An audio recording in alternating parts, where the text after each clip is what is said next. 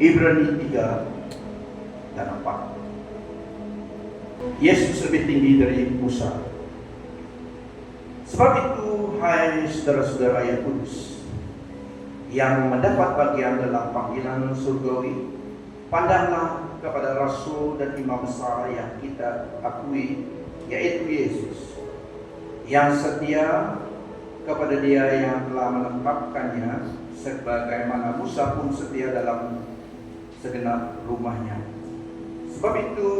Sebab ia dipandang layak mendapat kemuliaan lebih besar daripada Musa, sama seperti ahli bangunan lebih dihormati daripada rumah yang dibangunnya. Sebab setiap rumah dibangun oleh seorang ahli bangunan, tetapi ahli bangunan segala sesuatu ialah Allah. Dan Musa memang setia dalam segenap rumah Allah, sebagai pelayan untuk memberi kesaksian tentang apa yang akan diberitakan kemudian. Tetapi Kristus setia sebagai anak yang mengepalai rumahnya, dan rumahnya ialah kita, jika kita sampai kepada akhirnya teguh berpegang pada kepercayaan dan pengharapan yang kita megahkan. Dalam bagian ini Yesus lebih tinggi dari Musa. The superiority of Christ. Musa setia dalam segenap rumah Allah sebagai pelayan, as a servant, untuk memberikan kesaksian tentang apa yang akan diberitakan kemudian. Tapi Kristus setia sebagai anak yang mengepalai rumahnya. Rumahnya digambarkan kita, ya. Rumahnya adalah kita, orang percaya. Ayat 7. Sebab itu, seperti yang dikatakan Roh Kudus, pada hari ini jika kamu mendengar suaranya, janganlah keraskan hatimu seperti dalam kegeraman pada waktu pencobaan di padang gurun, di mana nenek moyangmu mencobai aku dengan jalan menguji aku. Sekalipun mereka melihat perbuatan-perbuatanku 40 tahun lamanya.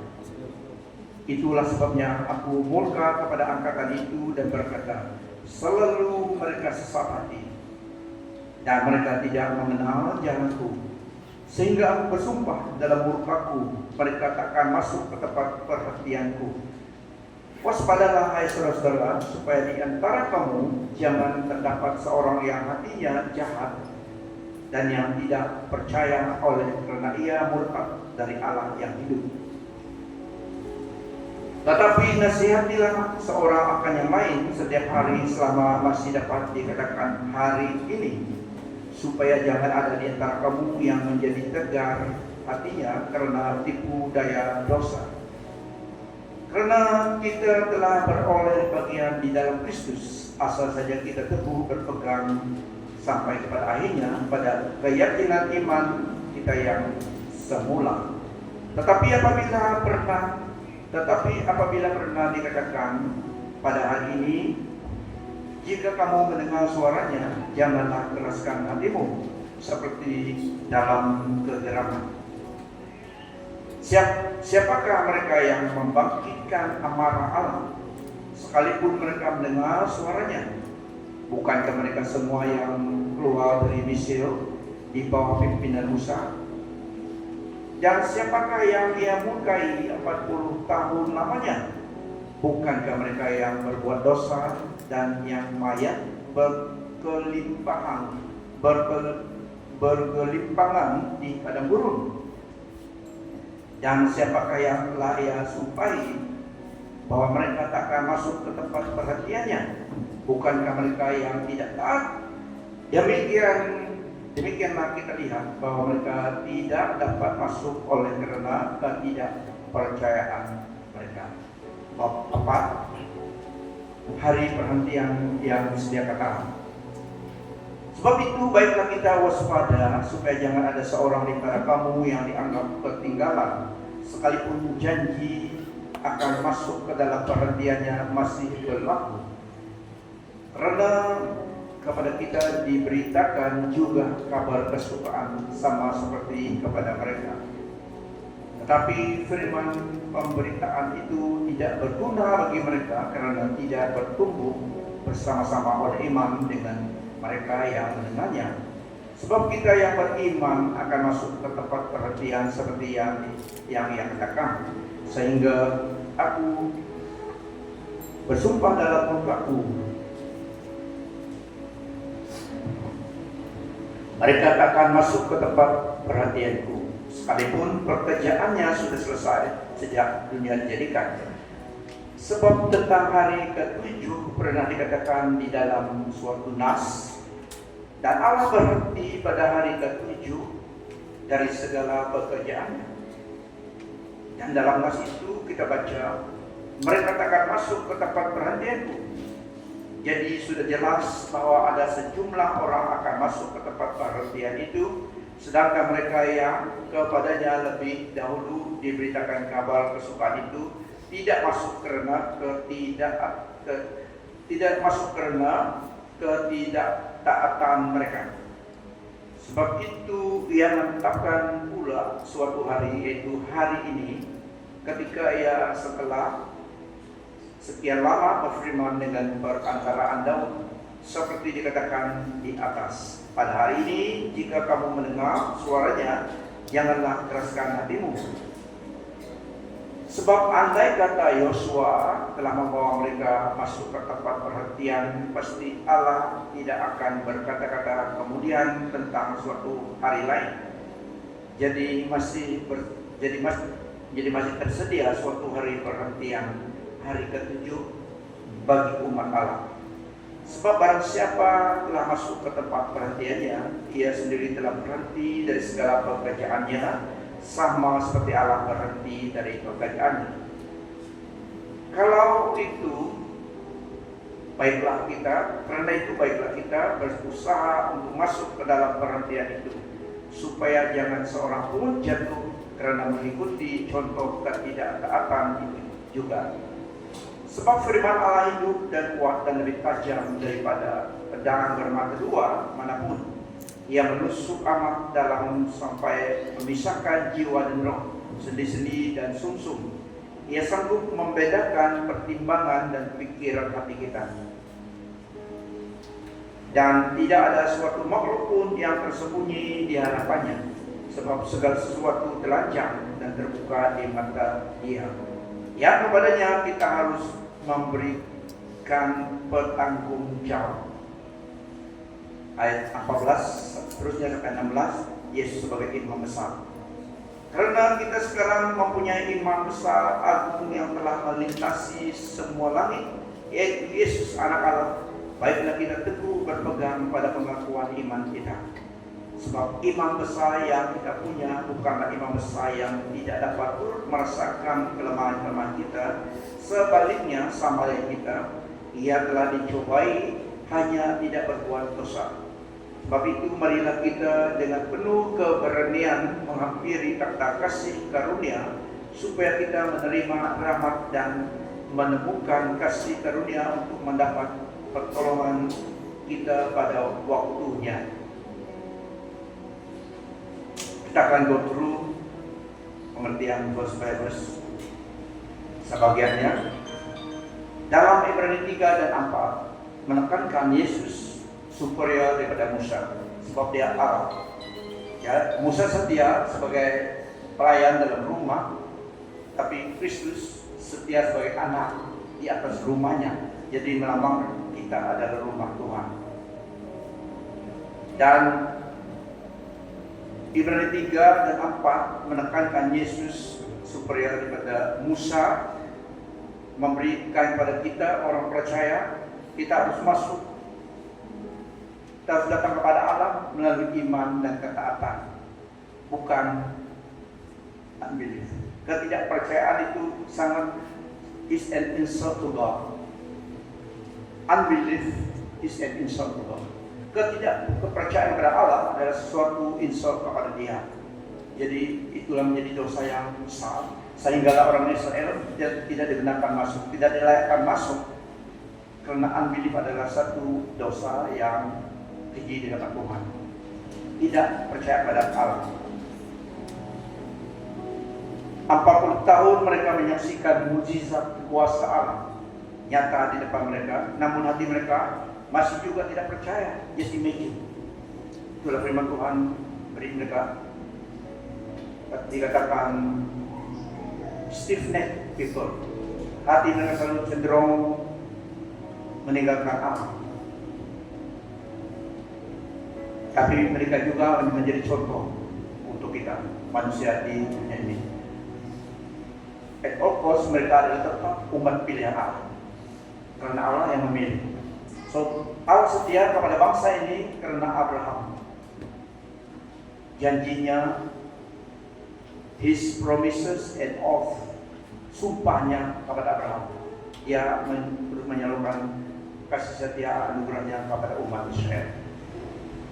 The remnant. Meskipun bukan semua mereka, tapi ia remnant.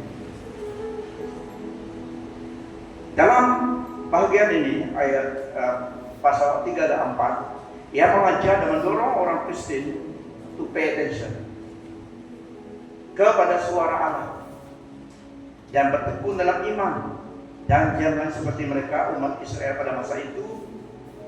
Mereka dapat masuk kepada perhatian kepada the promised land karena ketidakpercayaan. Tetapi kita harus pay attention kepada suara Tuhan dalam firman-Nya, supaya kita masuk dalam tempat perhatian Kristus dengan iman dan bertekun kepada Tuhan dan mengikut kehendak-Nya.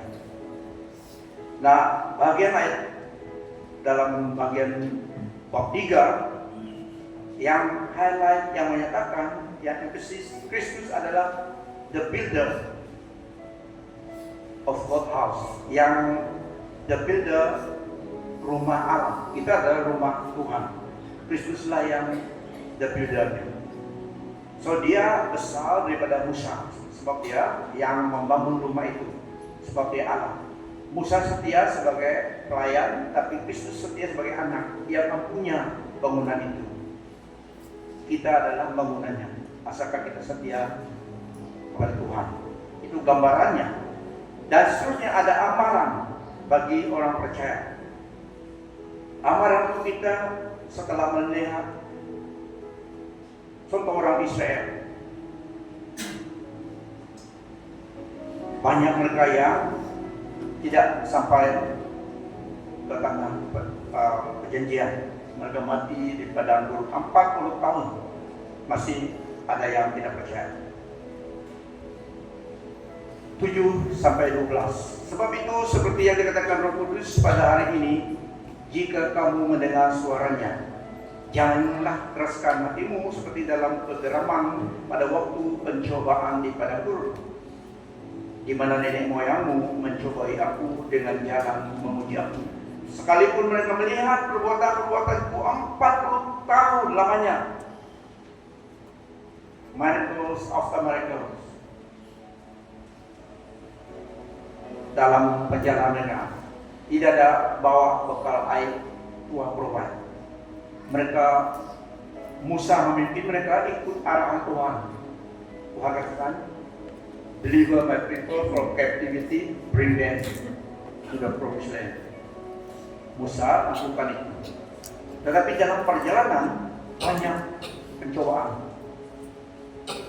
Apabila Tuhan memberi kita satu promise, seperti Musa memimpin orang Israel ke tempat perjanjian, tanah perjanjian. Dalam perjalanan itu mereka memerlukan air, karena bayangkan dalam padang gurun Tuhan provide air supernatural daripada Tuhan. Mereka perlu daging, Tuhan beri daging, mana daripada surga. Selipar mereka tidak putus-putus, tidak pakaian mereka juga tidak ada spare. Kalau kamu sekarang memang penuh saja spare itu, baju. Mereka satu saja, apa yang ada pada mereka jalan. Tidak pandai jahat, miraculously taken care of. Tapi contoh daripada mereka kepada kita, Allah setia memelihara umatnya dalam perjalanan itu. Melawan Amalek, melawan musuh di dalam perjalanan, Tuhan menolong mengalahkan semua musuh itu. Melalui the Red Sea, dalam blueprint Tuhan dan semua katakan, bring my people out of Egypt to the land of milk and honey, ke tanah penuh dengan susu dan madu. Dalam perjalanan itu bukan terus sampai begitu, tidak. Jangan terus sampai tidak. Dalam perjalanan itu menentang musuh, menentang keadaan. Melalui Red Sea, mereka komplain pada Musa, apakah kurang tanah untuk mengumpulkan kami di tanah Mesir? Musa juga stres, disuruh pada Tuhan bukan jalan. Jadi kalau Tuhan yang suruh demikian, tidak automatically terus terjadi, tetapi ada musuh yang harus hadapi, giant-giant di depan. Mungkin giant itu keperluan asas, mungkin musuh literally musuh seperti mereka Israel jalan dalam padang gurun menentang orang Amalek seperti giant. Kita lihat seperti Gasopa, the tribe of Amalek giant, termasuk Goliath, orang Nephilim. Tetapi Tuhan beserta umatnya. Apa yang dia ucapkan pasti kemenangan ada. Tapi mereka harus hadapi semua rintangan itu. Tidak ada air, Tuhan provide air. Walaupun Musa telah marah, ujung-ujung karena orang Israel itu, Musa stres, dia pun tidak dapat sampai kepada promised land itu. Waduh, gara-gara umatnya yang dipimpin sudah Meritus, asal Meritus, dia pimpin daripada the land of captivity Egypt. Karena arahan Tuhan dalam perjalanan, mereka memberontak, mereka komplain, sehingga Musa orang biasa seperti mereka, semua diutus Allah. Sehingga ada stres. Tuhan katakan, speak to the rock, karena mereka minta air. Tapi sudah stres dia pada hari itu. Sekali dia pukul batu itu keluar air. Dan kedua kali dia sudah stres pada masa itu. Tuhan katakan, speak to the rock, so that to honor me holy in front of the people of Israel. Tapi itulah kelemahan manusia diam. Tuhan berbicara kepada dia, speak to the rock, air akan terjun. Tapi sudah marah, dia ambil tongkat dan 2 kali, bukan sekali lagi, 2 kali dia pukul itu batu keluar air. Tapi Tuhan marah. Gara-gara arrogant umat Israel, Musa sendiri terjejas, tidak dapat masuk ke tanah Kanaan. Dilihat daripada bukit dari gunung siang. Tapi Allah melarangkan dia, kamu tidak dapat masuk karena kamu melanggar satu peraturan saja. Dia marah, pukul batu 2 kali. Sedangkan Allah sudah speak to the rock. Dilihat dari jauh saja. Yang memimpin mereka masuk ke tanah Kanaan adalah Joshua, asistennya. Akibat kedagilan orang Israel, Musa pun tidak dapat masuk karena ada lost control emotion dia. Amen. Jangan salahkan Musa. Kalau kita di tempat dia pun sama juga, kita mungkin ada yang pukul itu 3-4 kali pukul batu itu sudah marah sampai tempat patah. Musa 2 kali pukul. Tuhan katakan disobedient. Jadi disobedient itu menjadi dosa sehingga Musa dapat masuk. Jadi penting sekali mendengar suara Tuhan dan mengikuti kehendaknya. Pada masa in the Old Testament, in those days, Allah berbicara kepada umatnya melalui para nabi, through the prophet. God spoke to his people, guide his people through the prophet. Tetapi pada hari ini, Allah memimpin kita melalui Yesus Kristus, suaranya firman Tuhan dan Alkitab. Jadi bukan cara orang tersebut lagi. Dalam Ibrani 1 ayat 1-4 itu dulu dan sekarang. Setelah pada zaman dahulu Allah berulang kali dan dalam berbagai cara berbicara kepada nenek moyang kita dengan perantaraan nabi-nabi. Kalau Tuhan mau bicara kepada umatnya, tidak directly melalui nabinya.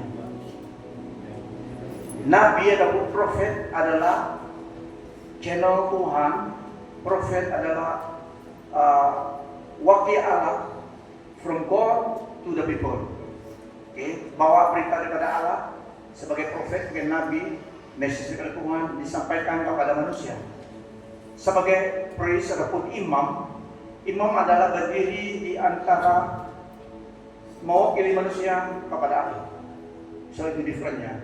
The priest stand for the people to God, but a prophet adalah from God to the people.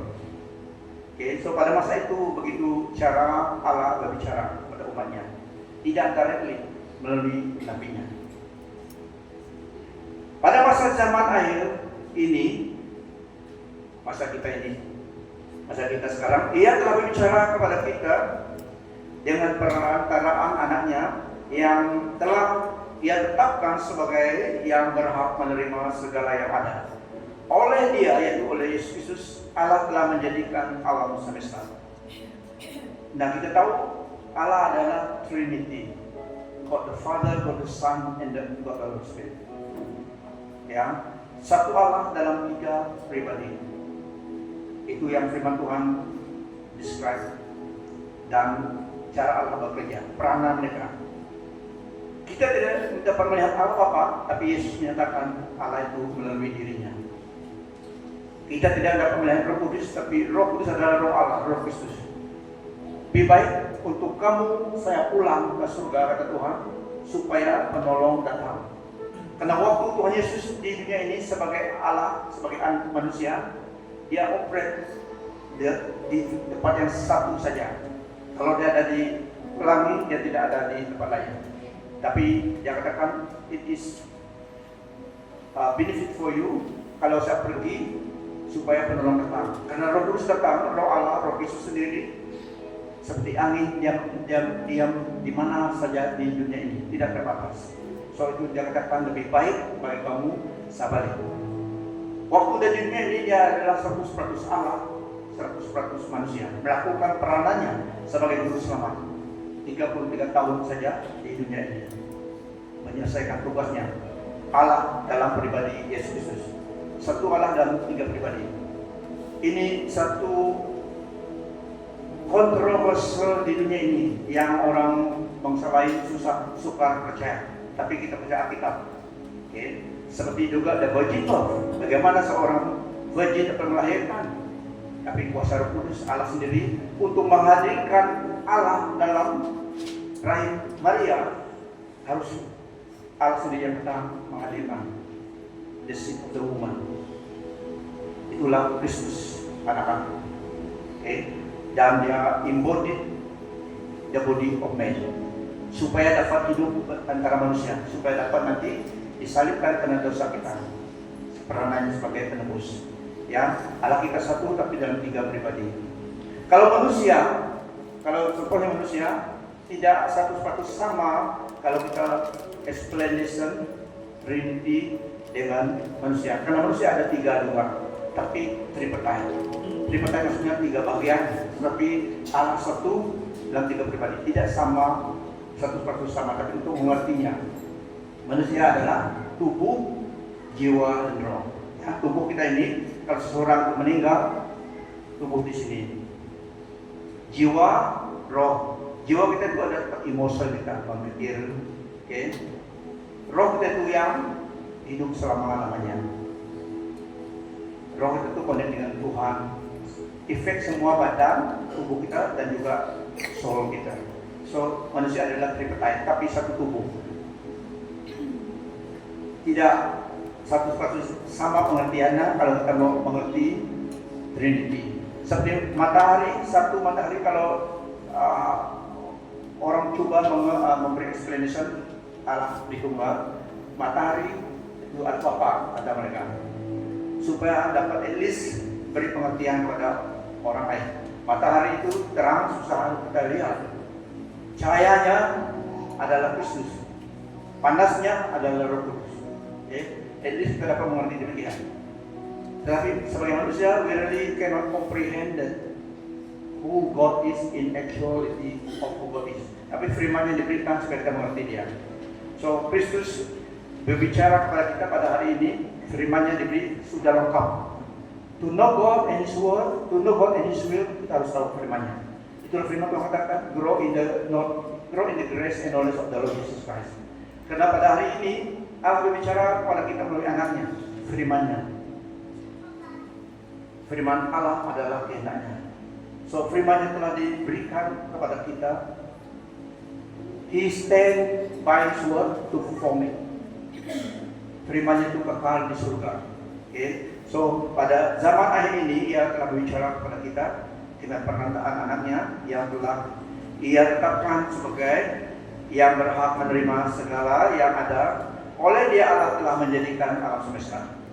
Ia adalah cahaya kemuliaan Allah dan gambar wujud Allah, dan menopang segala yang ada dengan firman-Nya yang penuh kekuasaan.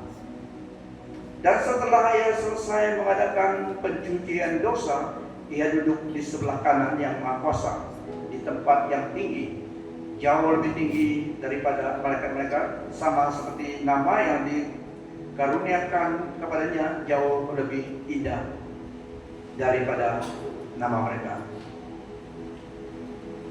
Tuhan mau iman dan ketaatan dan ketabahan.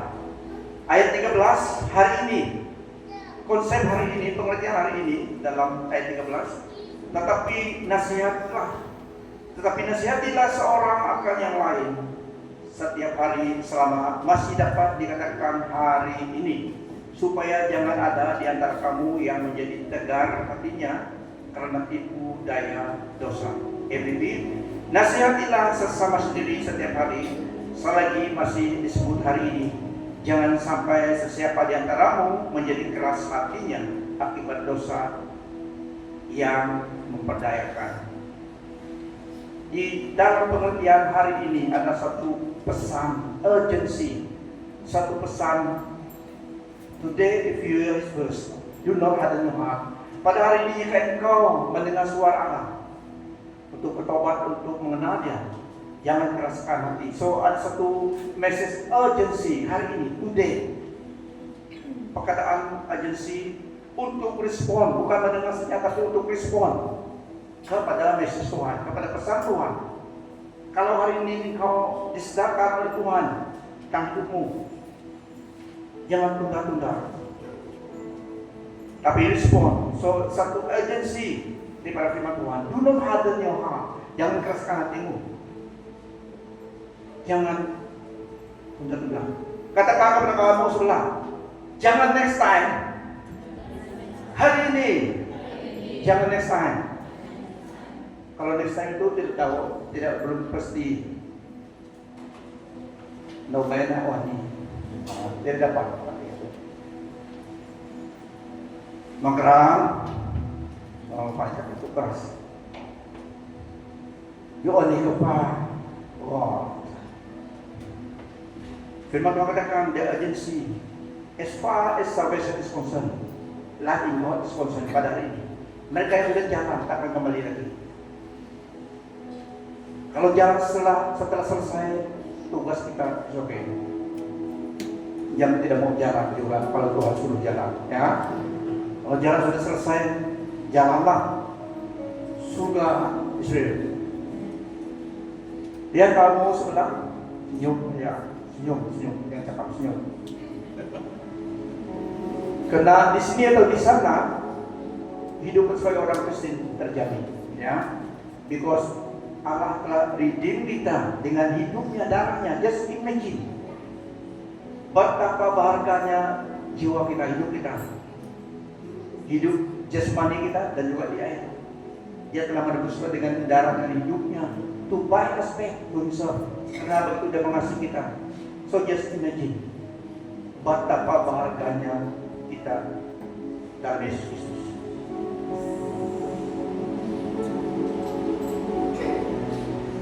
Itulah kalau bagaimana Joe melihat jiwa-jiwa manusia yang seperti di Ho Chi Minh itu. Saya pikir kalau observation penilaian sebagai manusia mungkin salah, mungkin betul, tapi penilaian pribadi kalau saya menilai banyak yang tinggal atas alasan mereka tidak menyembah Tuhan. If you don't know Jesus Christ, if you don't know accept Him as Lord, as Savior, memang tidak ada jalan. He is the way, the truth, and the life. So, berdasarkan kebenaran itu, jika seseorang itu tidak ada Kristus dalam hidupnya, bagaimana dia dapat ke surga? So, as far as saya lihat, orang di Ho Chi Minh, waktu lawatan visitation kami itu, banyak yang demikian. Tapi mereka orang baik, tapi orang baik bagaimanapun perlu Kristus untuk selamat. Jiwa manusia perlu Tuhan Yesus. Itu oleh Kristus mati untuk semua orang. So the urgency, terima Tuhan. Kita bersyukur karena Bapak kita senang menyebarkan firman Tuhan dan banyak orang Kristen. Firman Tuhan katakan segenap bumi ini miliknya Tuhan. Dan semua yang ada di dalamnya, termasuk manusia. Tapi at the end of the day, tidak semua manusia dibawa kepada Tuhan juga. Ada yang besar atas satu alasan, jika bukan ada Kristus dan hidup mereka akan tinggal. Bukan sama Tuhan. Itu saja yang the major step-nya.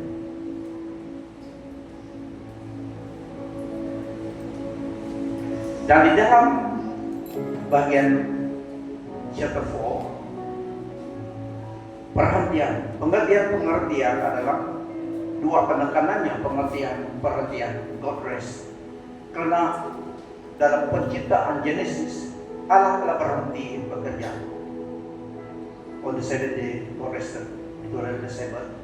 6 hari dia bekerja, menyelesaikan ciptaan. On the seventh day, God rested.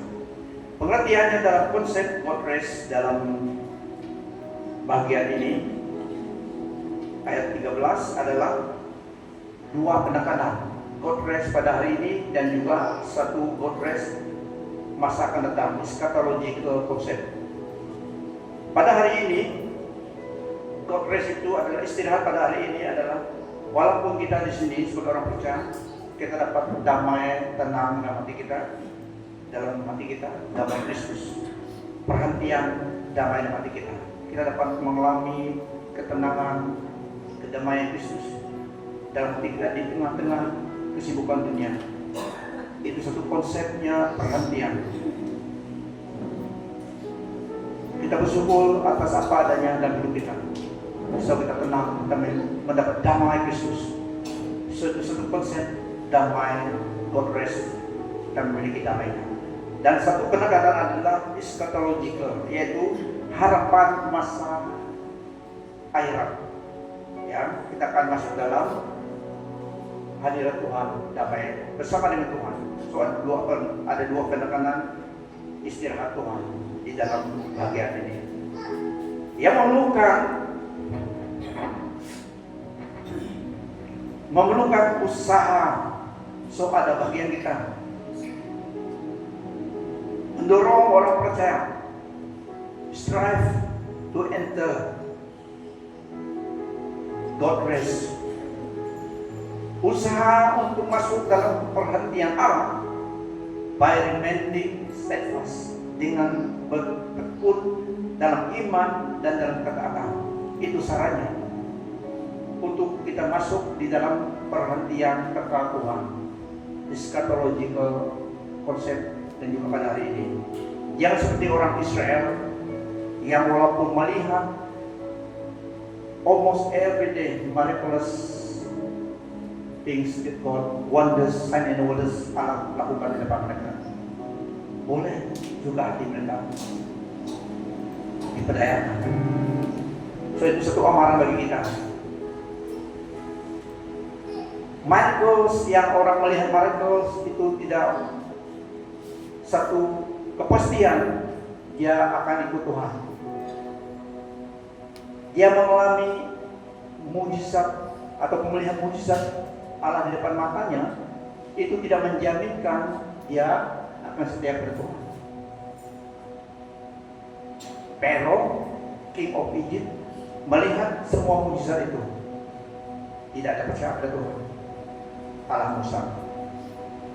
Cuma dilepaskan mereka karena Tuhan bertindak.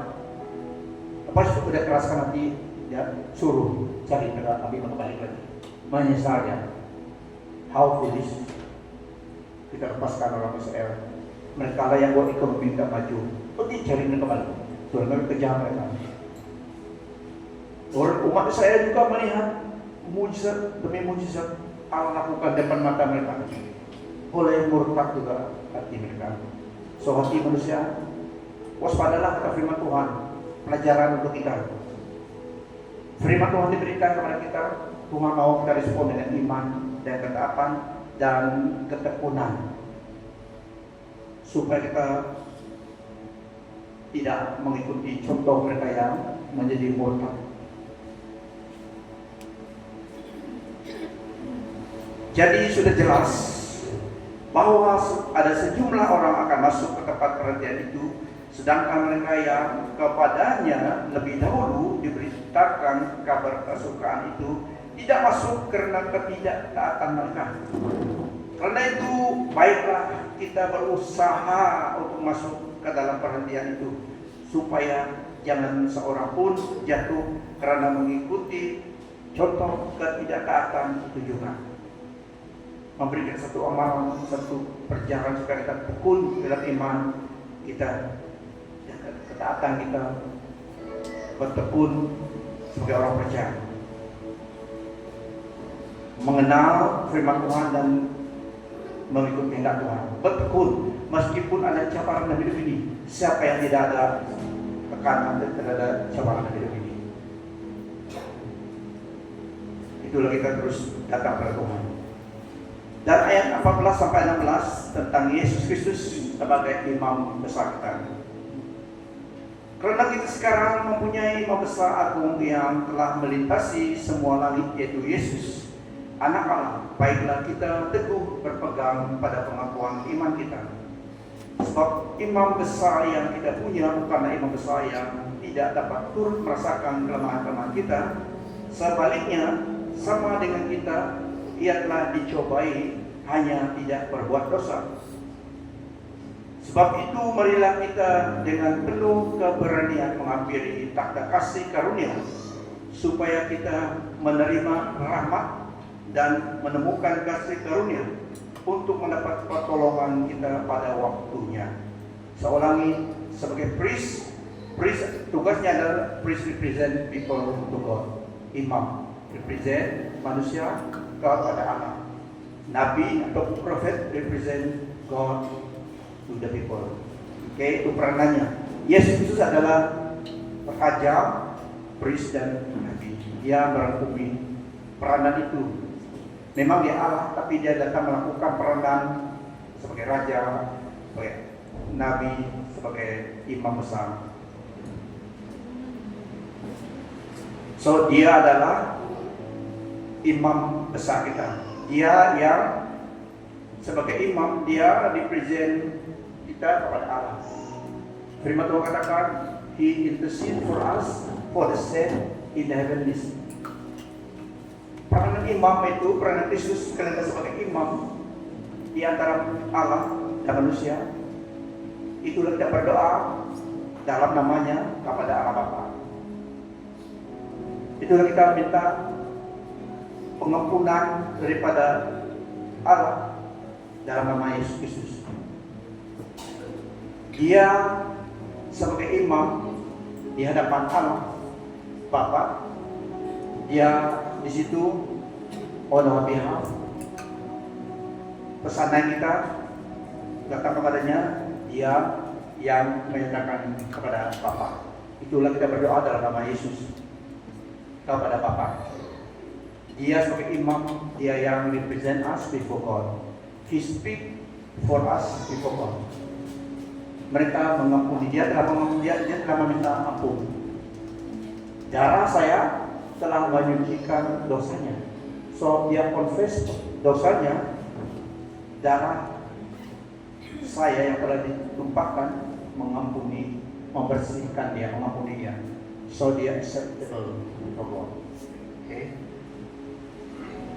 Tidak kepada melalui manusia, tapi kepada Yesus sebagai Allah, sebagai manusia. Dan peranannya sebagai imam. Dia represent kita kepada Allah. Okay, satu peranannya sampai hari ini. That's why we berdoa kepada Allah melalui dia. Dimampukan Roh Kudus. Firman Tuhan katakan Roh Kudus diam di dalam kita, bersama dengan kita. Ini satu pelajaran dan satu kebenaran yang harus kita selalu educate ourselves. Roh Kudus, kata firman Tuhan, menjadi penolong kita, diam bersama kita, di dalam kita. Tubuh kita adalah bait Roh Kudus. So, bait maksudnya bait adalah tempat kediaman Roh Allah. Di mana dia diam? Di dalam kita. Kita berjalan, dia beserta kita. Dia memampukan kita menjadi orang percaya, menyembah Tuhan. Okay. Kita tidak berdoa kepada Roh Kudus, tapi kita berdoa dengan Roh Kudus kepada Allah Bapa dalam nama Tuhan Yesus. Kita berbicara kepada Roh Kudus. Holy Spirit, speak to your servant. Pastor Victor, dia beserta kita, dia melakukan itu. Melalui tangan kita, melalui suara kita, karena dia di dalam kita. Amen. So, itu satu keunikan orang percaya. Roh Allah sendiri diberikan kepada kita, dalam diri kita.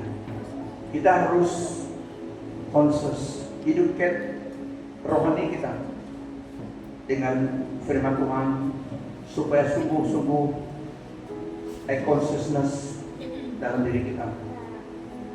God the Holy Spirit is in us. Haleluya, amen. Ini satu kebenaran yang ada firman Tuhan. Tuhan Yesus yang mengajarkan demikian. Dia yang datang, pukulan nanti Bapa akan utus penolong dalam namaku, yang dia akan besertamu sampai selama-lamanya.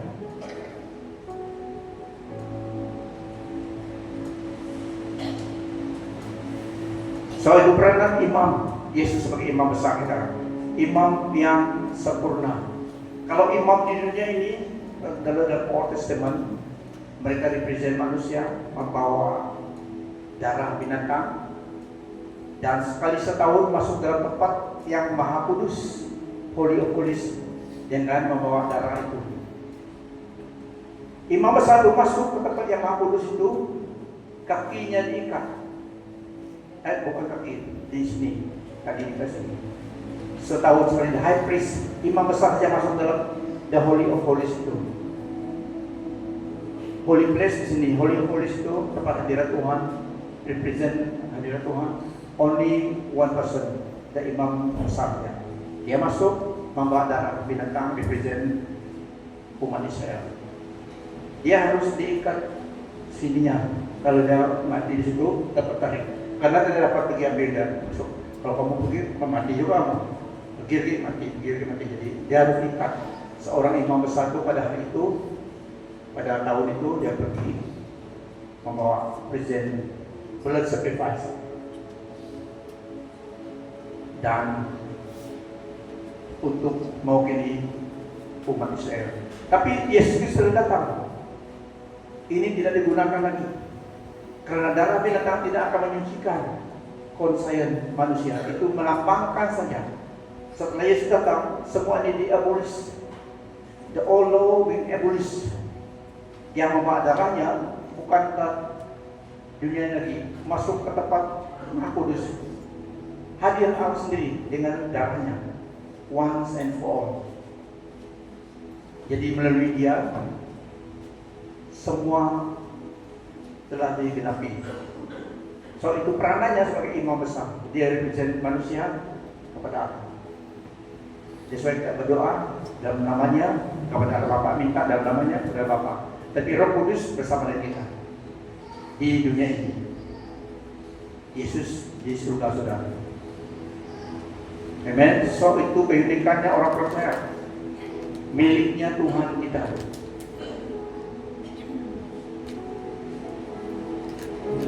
Hidup kita di dunia ini sangat berharga mata Tuhan karena kita milik kepunyaan Tuhan.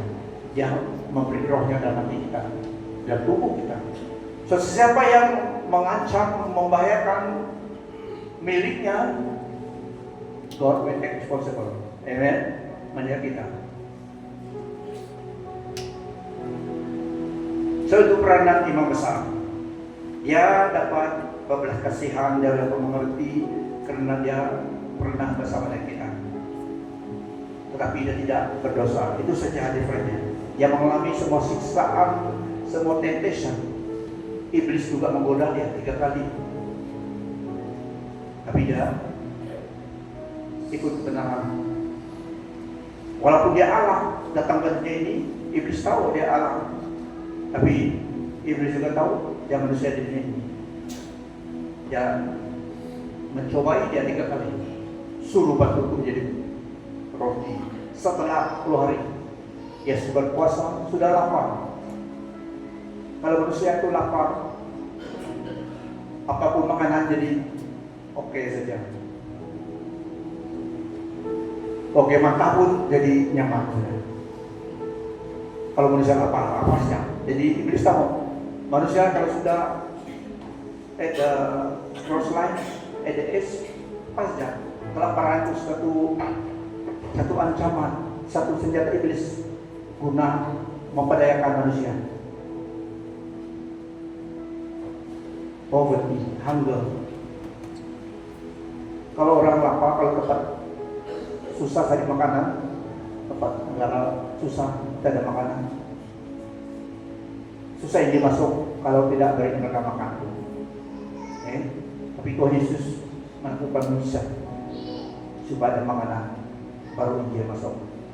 So iblis gunakan kelaparan sebagai senjatanya menggoda Tuhan Yesus. Tapi Tuhan Yesus, walaupun dia manusia, merasakan kelaparan, dia menggunakan kebenaran menentang godaan iblis. So dia mengerti apa yang kita lalui sebagai imam besar kita. Sebab itu marilah kita dengan penuh keberanian menghampiri takhta kasih karunia supaya kita menerima rahmat dan menemukan kasih karunia untuk mendapat pertolongan kita pada waktunya. Bila-bila dan di mana saja kita boleh datang pada takhta kasih karunia Allah, karena Yesus telah melakukan semuanya itu. So di dalam ayat ini, marilah satu invitation untuk kita orang percaya. Bila-bila kita memerlukan kasih karunia Tuhan, pertolongan daripada Tuhan, kita dapat akses kepada throne of grace. Takhta kasih karunia itu, kita dapat akses karena Yesus Kristus. Jadi kita layak akses itu. Identiti kita di dalam dia, kita layak masuk dalam hadirat Tuhan dan menerima pertolongan daripada dia. Takhta kasih karunia karena Yesus Kristus. Orang lain tidak dapat masuk kalau bukan dalam Yesus, tapi kita dapat akses. So bila-bila kita memerlukan pertolongan, kata firman Tuhan, kita digalakkan, di-encourage menerima dan masuk ke tempat kasih karunia Allah itu. Karena Yesus adalah imam besar kita. Kita lihat dalam ayat, dalam bagian bab 3 dan 4, iman, ketaatan, ketekunan menempatkan kita dalam istirahat Allah, kekal di dalam hadirat Allah dan jam surga bersama dengan Tuhan. 3 komponen ini penting: iman, ketaatan, ketekunan. Orang Israel dalam Old Testament mereka hilang, mereka tidak dapat masuk dalam tempat promised land itu karena tidak percaya. So kita digalakkan supaya terus hidup dalam iman dan ketaatan dan ketekunan. supaya kita juga dalam hidup kita sebagai orang percaya akan masuk dalam perhatian Allah. So inilah nilai-nilai yang Tuhan lihat dan mau daripada kita sebagai orang percaya, umat pilihannya yang ditebus oleh darah Yesus, yaitu iman, ketaatan, ketekunan. Ini yang Tuhan mau melihat dari kita. Sepanjang hidup kita, Dia mau kita memiliki iman kepadanya dan firman-Nya dan taat kepada Dia kehendaknya dan bertekun.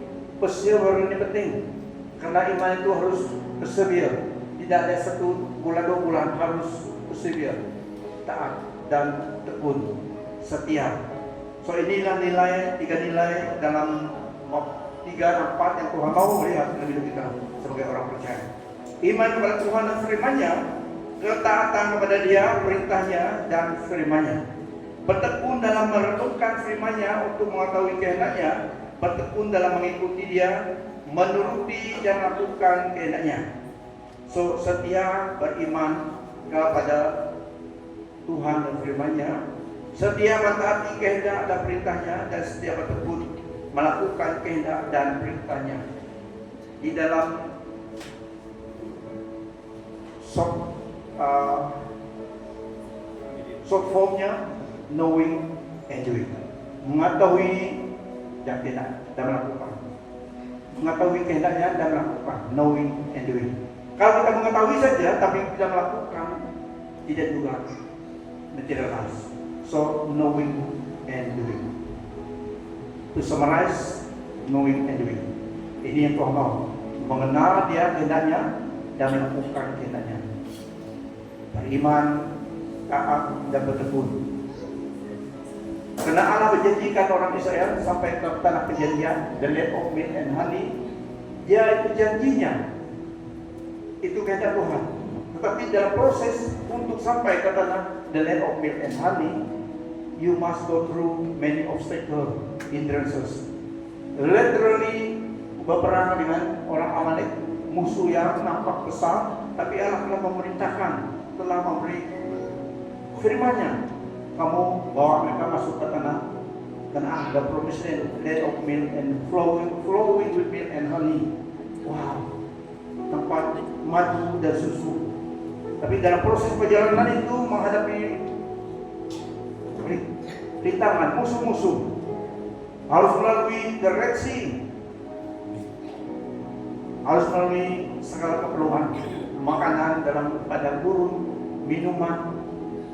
So dengan iman dan ketekunan memandang kepada Tuhan. So prosesnya ada, bukan senang matematika. Untuk seseorang itu selamat juga harus ada imannya kepada Tuhan, firman-Nya, dan mengikuti usaha-usaha kepada Tuhan. Ada bagian manusia, pilihan, bertekun. Ya, so ini kita Tuhan, memiliki iman, taat kepada instruksinya, firman-Nya.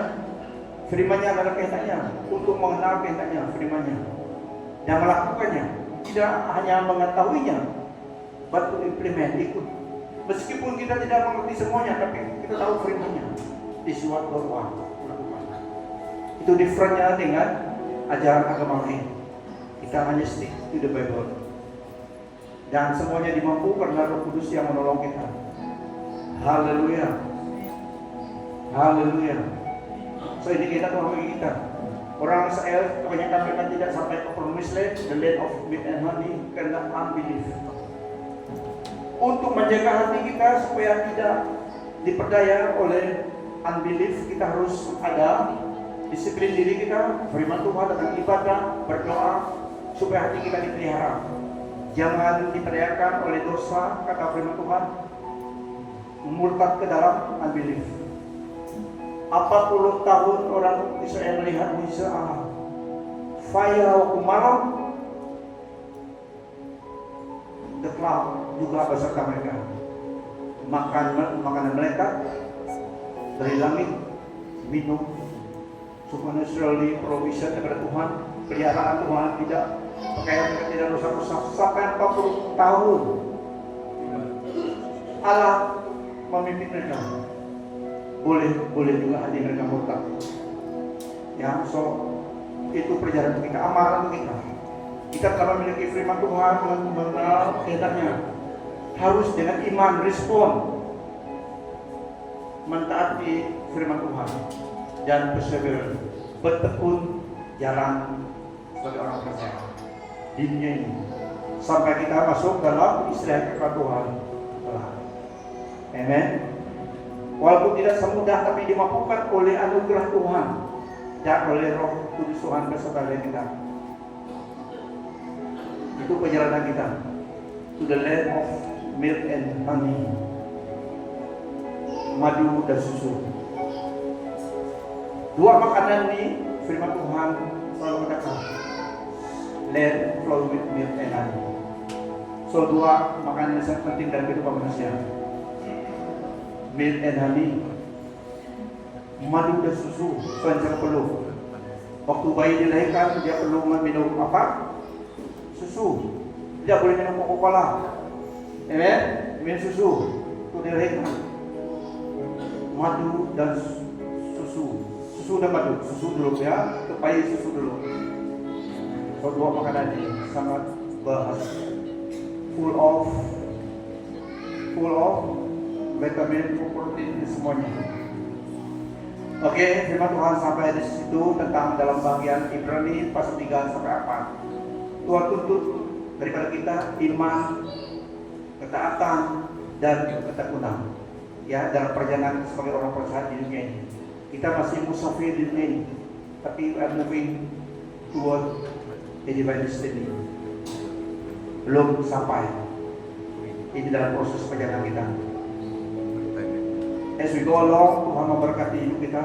We remember Him. Memberkati hidup kita dalam perjalanan kita.